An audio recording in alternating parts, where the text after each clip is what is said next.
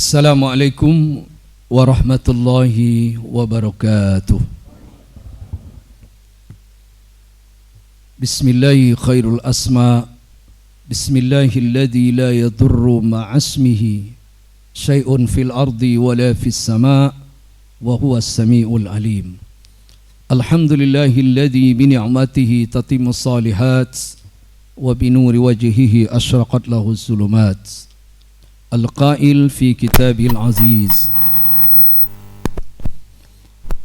A'udzu billahi minasy syaithanir rajim. Bismillahirrahmanirrahim. Innamal mu'minuna alladhina idza dzukirallahu wajilat qulubuhum إذا ذكر الله وجلت قلوبهم وإذا تليت عليهم آياته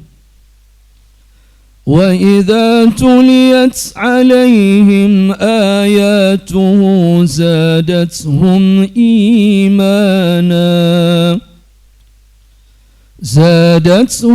إيمانا وعلى ربهم يتوكلون الذين يقيمون الصلاة ومما رزقناهم ينفقون أولئك هم المؤمنون حقا لهم درجات عند ربهم ومغفرة ورزق كريم. فقال النبي صلى الله عليه وآله وصحبه وسلم من صام ومن قام ليلة القدر إيمانا واحتسابا غفر له ما تقدم من ذنبه رواه البخاري ومسلم. وقال رب اشرح لي صدري ويسر لي أمري واحلل عقدة من لساني يفقهوا قولي. Ma'asyiral muslimin wal muslimat, jamaah salat Isya dan salat tarawih Masjid Az-Zumar yang senantiasa dirahmati oleh Allah Subhanahu wa taala. Alhamdulillah, pada malam yang ke-25 kita masih dalam keadaan sehat walafiat, sehingga kita masih sempat hadir bersama-sama di masjid ini untuk menghidupkan malam di bulan suci Ramadan ini. Setelah di siang harinya kita melaksanakan siam, kemudian dilanjutkan lagi dengan man qama lailatal qadri. Jadi hadis itu disempurnakan oleh Rasulullah SAW ketika kita hanya mendengarkan man soma, berpuasa di siang hari, wa man qama, menghidupkan malamnya, kemudian ditambah lagi oleh Nabi wa man qama lailatal qadri. Tapi ujungnya juga sama, akhirnya juga sama itu hadis, imanan wahtisaban ghufira lahu ma taqaddama min zambihi. Nah, inilah orang yang akan mendapatkan reward dari Allah. Rewardnya apa? Yaitunya adalah pengampunan, pemutihan dari segala dosa-dosa kita yang telah berlalu. Ternyata tidak semudah yang kita ucapkan. Pemutihan dan pengampunan dosa itu tidak semudah apa yang kita ucapkan itu. Siapa yang sebenarnya mendapatkan ampunan dari segala dosa-dosanya yang telah berlalu? Tentunya orang yang berpuasa karena imannya kepada Allah. Landasan keimanan itu yang menjadi prioritas utama berpuasa itu. Kemudian yang kedua, juga landasan keimanan itu pula kita menghidupkan malam ini. Kalau siang hari kita ingin menghidupkan, melaksanakan saum, tidak dilandaskan iman, ya sudah selesai urusan kita. Ibarat orang mengaji itu belum sampai lagi selesai Ramadan udah sadaqallahul azim. Pertengahan udah sadaqallahul azim. Mulainya pakai ta'awuz lagi. Tapi alhamdulillah karena dilandaskan iman kita berpuasa di siang hari. Coba Bapak keliling-keliling kalau di siang hari Ramadan. Ya, saya kemarin siang itu keliling-keliling di Jatinegara tuh, Masya Allah, kiri kanan orang makan, minum. Ya Allah ya Rabbi, subhanallah. Ini sudah penghujung dari Ramadan ini, bukan malah orang semakin berusaha semaksimal mungkin menghidupkannya, betul-betul melaksanakan saum di siang harinya. Tetapi bagi orang yang memang Allah berikan keimanannya yang sangat luar biasa itu, masih bisa bertahan. Itu di siangnya ya, di siang hari bulan Ramadan. Ya. Apalagi waktu malamnya, malam ini lebih berat lagi. Kenapa? Urusannya apa? Alas kena ngantuk, karena kebanyakan dari makan siang hari. Balas dendam istilahnya. Malamnya udah ngantuk, kita udah capek. Ya, ini godaan sangat luar biasa menghidupkan malam-malam Ramadan. Kalau tidak karena iman kepada Allah Subhanahu wa taala, Bapak Ibu sekalian, udah sadaqallahul azim lagi nih masjid. Ini bisa kita hitung dengan jari. Kita lihat lagi kemarin Masjid Al-Ikhlas. Nah, apa masjidnya yang gede atau memang jamaahnya yang ini? Demikian juga masjid-masjid yang lain Bapak Ibu sekalian. Jadi karena ini memang kalau kita lihat tidak dilandaskan karena iman, ya sudah berguguranlah. Ya, upaya dan maksimal kita ini dalam melaksanakan saum qama Ramadan. Nah, masuk lagi pada fase yang ketiga ini, qama Lailatul Qadar. Ya. Imanan wa ihtisaban, menghidupkan malam kemuliaan. Kita tahu malam Qadar itu lebih baik daripada 1000 bulan. Nah, ini juga dapat jaminan ampunan dari Allah SWT bagi siapa yang karena imannya. Karena imannya. Ya.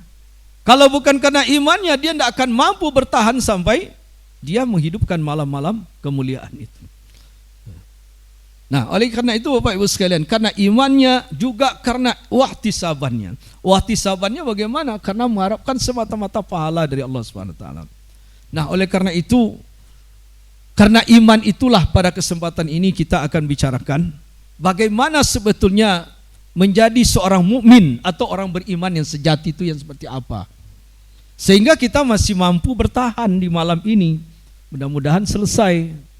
Nanti dilanjutkan lagi dengan puasa di bulan Syawal. Lanjutkan lagi nanti puasa-puasa sunnah yang lainnya gitu. Ya. Nah, Bapak Ibu sekalian yang dirahmati Allah Subhanahu wa taala. Karena itu Nabi SAW menyebutkan nanti akan muncul di tengah-tengah kalian, kata Nabi, banyak sekali orang muslim yang beribadah di masjid. Ketika dikumandangkan suara azan, orang datang berbondong-bondong datang ke masjid, ramai. Tapi sayang, kata Rasulullah, ya, mereka banyak di masjid-masjid itu tidak aku temukan tak satu pun yang menjadi yang mukmin. Mukmin yang sejati, tapi muslim yang sejati banyak, tapi belum tentu menjadi seorang mukmin yang sejati. Nah, ternyata Bapak Ibu sekalian, ya, peringkat utama setelah muslim itu adalah mencapai mukmin yang sejati. Bagaimana karakter mukmin sejati itu sebetulnya dapat kita lihat dalam Al-Quran. Nah, kita buka dari surat apa yang kita baca tadi Pak? Awalnya surat Al-Anfal. Ini sering kita baca ini. Sering kita baca, tapi tahu nggak kita apa maknanya? Tahu nggak kita apa itu artinya? Surah Al-Anfal itu. Nah, mari kita lihat. Innamal mu'minuna alladzina idza dzukirallahu wajilat qulubuhum. Sesungguhnya orang mukmin itu, orang-orang yang beriman itu, kata Allah, tanda-tandanya satu, idza dzukirallah wajilat qulubuhum. Apabila disebut nama Allah, apa Pak? Wajilat itu apa? Hah? Bergetar, ada getarannya. Wajilat qulubuhum. Kenapa bisa bergetar hati itu? Karena disebut nama Allah. Biasanya kalau yang bergetar itu disebut kenapa Pak? Karena ada sebuah sinyal. Ya. Kalau kita jatuh cinta masa-masa dahulu, ketika kita sudah rindu dengan dia tak pernah ketemu, disebut nama dia di depan kita, seolah kita terperangah. Itu artinya apa? Ada sebuah sinyal yang sangat luar biasa. Orang yang selalu ada kaitannya dengan Allah, ketika disebut nama Allah, dia rindu pada Allah itu. Bergetar jiwanya. Ya. Lalu bergetar jiwanya bagaimana? Timbul rasa kerinduan yang sangat luar biasa. Ingin selalu disebut namanya. Ingin bertemu dengan Rabbnya itu. Makanya orang yang beriman itu man ahabba liqa Allah ahabballahu liqa'ah. Maka nanti di saat akan dia barang siapa yang cinta, rindu bertemu dengan Rabbnya, menghadapi kematiannya nanti, maka Allah pun senang dan rindu untuk bertemu dengannya. Inilah orang yang kalau jiwanya sudah ada getaran ketika disebut nama Allah Subhanahu wa taala. Tapi sebaliknya jangan coba-coba. Ya. Man ahabba liqa Allah ahabballahu liqa'ahu wa man kariha liqa Allah karihallahu liqa'ahu. Barang siapa yang tidak senang bertemu dengan Rabbnya, apalagi disebut nama Rabbnya, ya, maka jangan berharap nanti ketika dia mati menghadapi kematiannya, Allah juga tidak suka untuk bertemu dengannya. Makanya nanti orang yang ruhnya itu ketika dia saat meninggalnya, ruhnya tidak diangkat ke langit, dihempaskan ke dalam lapisan bumi yang ketujuh. Itu yang disebut dengan sijin itu. Nah, Bapak Ibu sekalian yang dirahmati Allah Subhanahu wa taala. Jadi ini, ada enggak getaran itu di hati kita ketika disebut nama Allah? Kalau disebut nama Allah, ada getaran di hati kita, berarti masih ada cinta kita kepada Allah Subhanahu wa taala. Inilah orang mukmin yang sebenarnya. Yang kedua, dalam Al-Anfal itu ayat 2, 3 dan 4. Wa idza tuliyat alaihim ayatuhu zadatuhum imana. Apabila dibacakan kepada mereka itu, pada mereka maksudnya orang beriman itu, ayat-ayat Allah. Ini ayat-ayat Allah. Ya, ayat Allah itu ada dua ya Pak ya. Ada ayat Qur'aniyah, ada ayat kauniyah.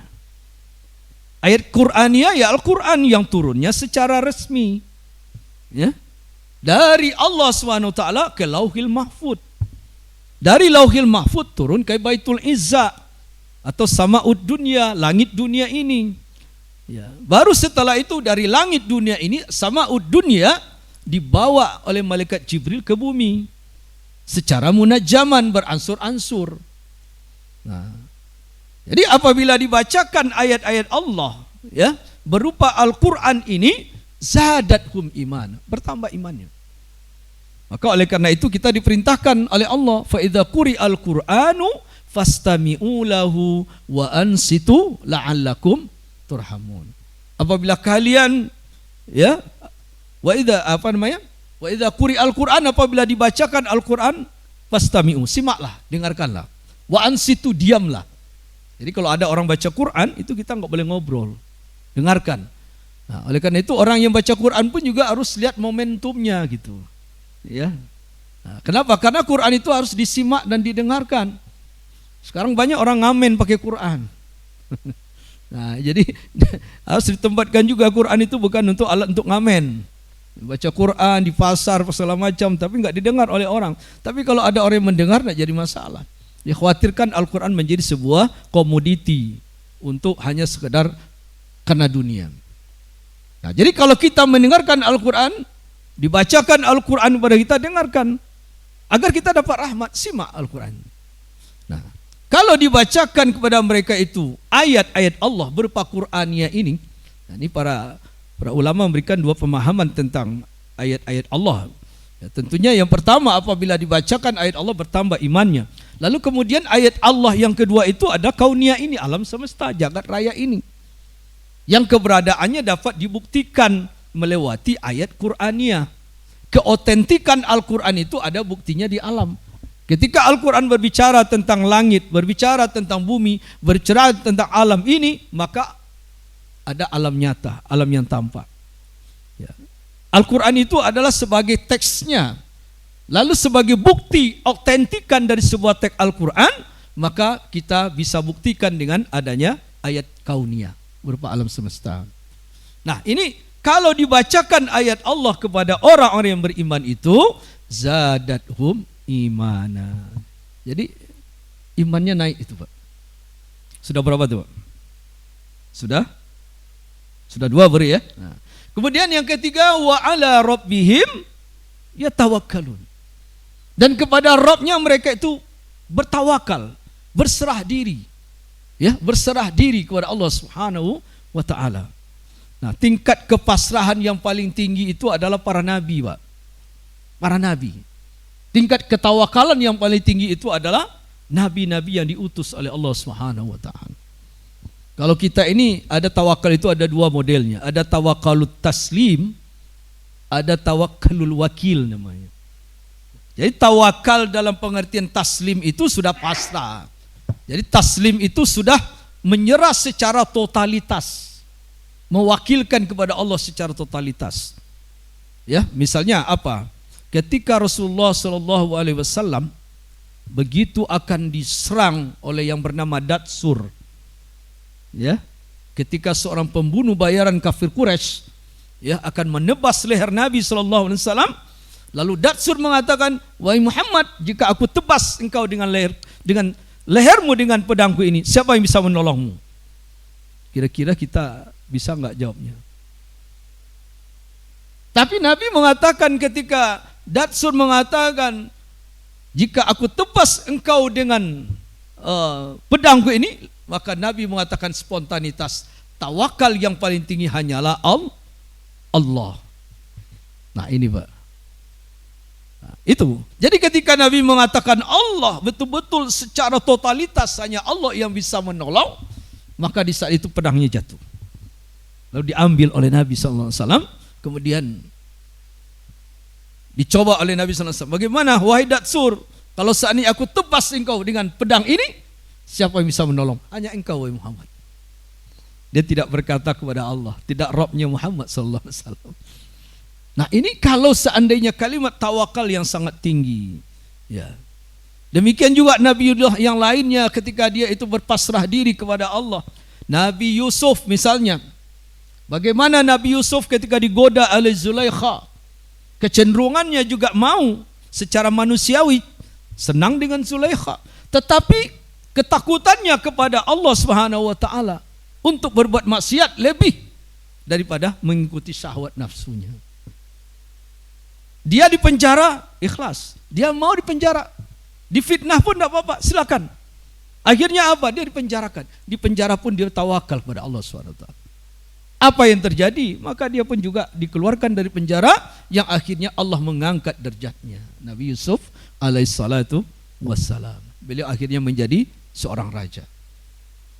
Nabi Ibrahim alaihissalatu wassalam, ya, bagaimana ketika dibakar di dalam kobaran apinya Raja Namrud, ya, kita lihat dalam Al-Quran. Apa yang terjadi ketika itu? Ketika Allah SWT berfirman, ya naru kuni bardan wa salaman ala Ibrahim. Wahai api, dinginlah kamu selamatkan Ibrahim. Apa jawab Nabi Ibrahim ketika itu? Tingkat ketawakalan yang paling tinggi adalah di atas kobaran apinya Raja Namrud. Rasa nikmat yang paling tinggi dia rasakan ketika berada di atas kobaran apinya Raja Namrud. Kira-kira kita bisa nggak Pak kayak begitu? Ada nggak manusia seperti itu? Kalau ada orang tak terbakar dimakan api, itu bukan karena kepasrahan pada Allah. Itu ada ilmu-ilmu yang lain. Tapi kalau orang tingkat tawakalnya kepada Allah Subhanahu wa taala sampai begitu, Nabi Ibrahim. Jadi inilah yang dihadapi. Demikian juga Nabi Yunus, kita lihat lagi dalam sejarah. Ya kan? Sehingga terkenal dengan zikirnya Nabi Yunus, la ilaha illa anta subhanaka inni kuntu minaz zalimin. Dia sadar betul, ya Allah, jika engkau hukum aku ini silakan. Ya, jika tidak dikeluarkan pun aku dari perut ikan ini, aku pun rela, karena memang aku menyadari betul aku telah berbuat zalim, kata Nabi Yunus. Tapi apa yang terjadi? Allah selamatkan Nabi Yunus. Ini tingkat tawakal yang tinggi, Pak. Ya. Tawakalut taslim namanya. Penyerahan diri secara totalitas. Dan ini diikuti oleh sebagian sahabat. Sahabat Nabi seperti Abdullah bin Zubair ketika terjadi wabah taun. Tapi Sayyidina Umar tidak mau mengikut seperti itu. Tidak sampai kepada tingkat seperti itu. Sahabat-sahabat yang bernama Abdullah bin Zubair ketika datang Abdullah bin Zubair dengan anak-anaknya mati menghadapi wabah itu, wabah taun itu. Mati. Lebih kurang ribuan yang mati kaum muslimin ketika datang wabah itu. Karena mereka ini pakai tawakal yang pertama tadi. Nah, tapi Sayyidina Umar tidak mau sebagai khalifah ketika itu. Saya masih bisa berpindah dari takdir yang sesuatu takdir pada takdir yang lain. Nah, ini tingkat yang paling tinggi. Nah, kalau kita ini baru tingkat yang kedua, tawakkalul wakil. Mohon perlindungan kepada Allah dari wabah, tapi kita berpasrah diri kepada Allah, kita juga pakai masker, kita juga jaga jarak gitu kan. Nah, tapi yang kena juga ya Pak ya. Dan wabahnya juga enggak habis-habis nih sampai sekarang. Nah, enggak selesai-selesai juga, sampai kapan nih masker kita kebin. Nah, tapi itulah ikhtiar kita, tawakal kita seperti itu. Tawakkalul wakil namanya. Nah, sudah berapa Pak? Sudah 3 ya. Ini orang beriman begitu. Lalu kemudian yang keempat, alladzina yuqimunas shalah. Cuma 5 kok, enggak lama-lama gitu. Orang-orang yang selalu mendirikan salatnya. Orang-orang yang selalu menegakkan salatnya dengan benar dan baik. Nah, ini benar dan baik. Makanya kata Rasulullah SAW, ada orang yang salatnya sudah 60 tahun, tapi tak satu pun salatnya yang diterima oleh Allah SWT. Bagaimana anda gelisah kita kayak gitu? Ketika solat kita sudah 60 tahun kita solat, tapi tidak satu pun solatnya yang diterima Allah. Mungkin sah secara syarat dan rukunnya sah, tetapi yang tidak diterimanya itu banyak sekali.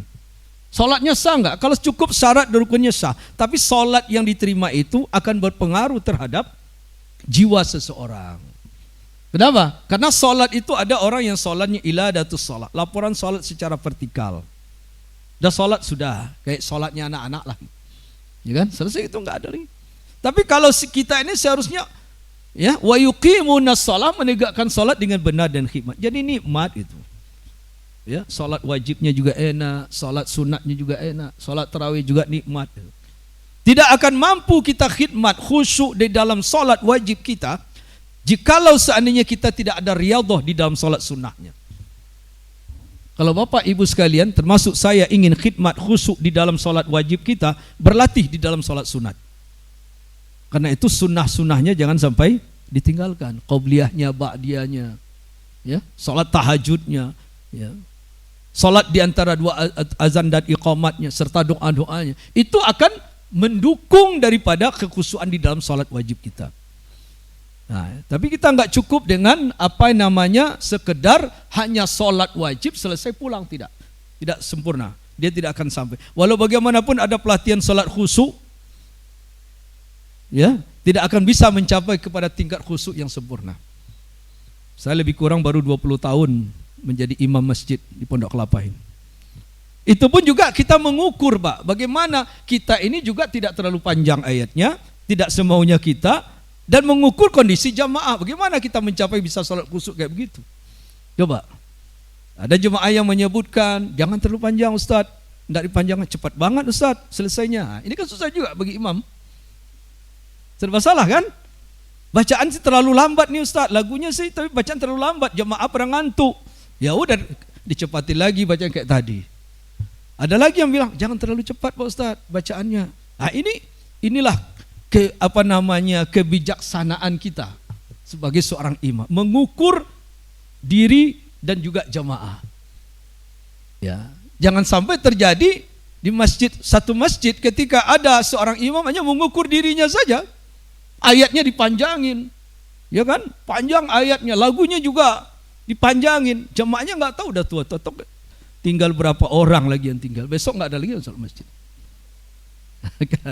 Inilah sebuah pengalaman yang harus kita laksanakan Bapak Ibu sekalian yang dirahmati Allah SWT. Nah, mendirikan solat itu, jadikan solat itu menjadi solat yang terakhir dalam kehidupan kita. Sallu salatal muwadda, solatlah seperti orang yang akan berpisah dengan dunia yang fana ini, kata Nabi Sallallahu Alaihi Wasallam. Ini sudah 4 ya Pak ya. Kemudian yang terakhir, yang kelima adalah wa mimma razaqnahum yunfikun. Dari sebagian rezeki yang kami berikan kepada mereka itu yunfikun, mereka infakkan, berinfak. Kenapa di dalam Al-Quran itu ketika Allah perintahkan kepada kita itu khudh min amwalihim sadaqatan tutahhiruhum wa tuzakkihim biha. Ambillah dari harta-harta mereka itu sebagai zakat. Kalimat sedekah kalimatnya tapi diartikan zakat. Perintah membayarkan zakat itu tapi kalimatnya pakai sedekah. Ya, sedekah, infak. Lalu apa namanya itu? Termasuk pada asnaf yang 8 juga disebutkan oleh Allah SWT. Jadi sedekah itu untuk fakir miskin dan pada asnaf yang 8 itu selalu pakai kalimat infak atau sedekah. Kenapa enggak pakai zakat? Kenapa? Kalau seandainya dipakai kalimatnya sedekah, zakat itu memang sudah menjadi kewajiban bagi orang yang dimiliki kelebihan harta. Enggak bisa ditawar itu. Itu kalau tidak dikeluarkan zakat itu akan berisiko terhadap dirinya, dapat ancaman dia. Kalau perlu dia diperangi. Begitu. Kenapa? Karena dia bukan haknya dia. Itu memang hak orang lain yang harus dia keluarkan. Kalau perlu ditagih. Anda tidak zakat, bisa diancam. Pada masa Abu Bakar, ya kan, ketika orang tidak mau bayar zakat diperangi. Nah, oleh karena itu hati-hati bagi kita yang sudah diberikan kelebihan harta. Jangan kita beranggapan, oh saya kan udah ngeluarin zakat saya. Tidak.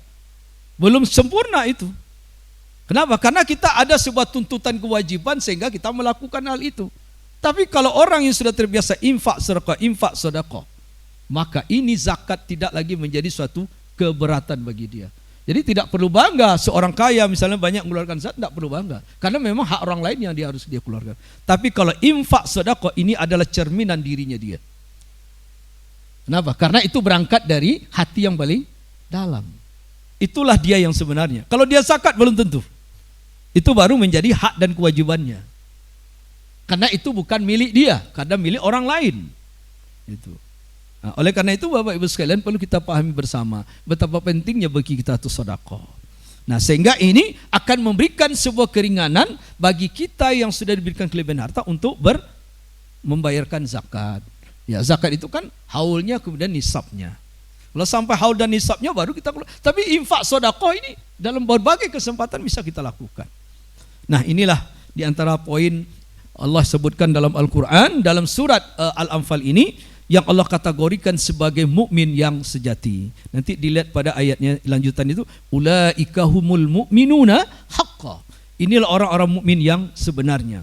Lahum darajatun inda rabbihim. Bagi mereka itu adalah derajat yang tinggi.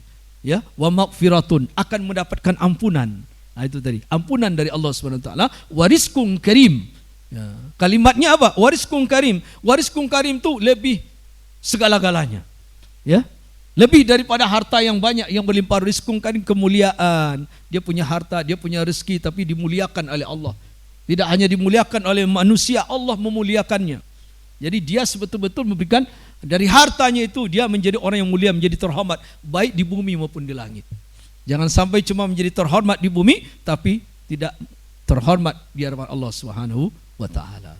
Bapak Ibu sekalian yang dirahmati Allah Subhanahu wa ta'ala, inilah barangkali sekedar tausiah kita di malam yang ke-25 ini. Mungkin nanti kita juga akan melaksanakan i'tikaf setelah ini. Mudah-mudahan apa yang kami sampaikan ini dapat bermanfaat bagi kita semuanya. Fa'tabiru ya ulil absar la'allakum turhamun. Bil kurang mohon maaf, wabillahi taufiq wal hidayah wal inayah wal afwa minkum. Wassalamualaikum warahmatullahi wabarakatuh.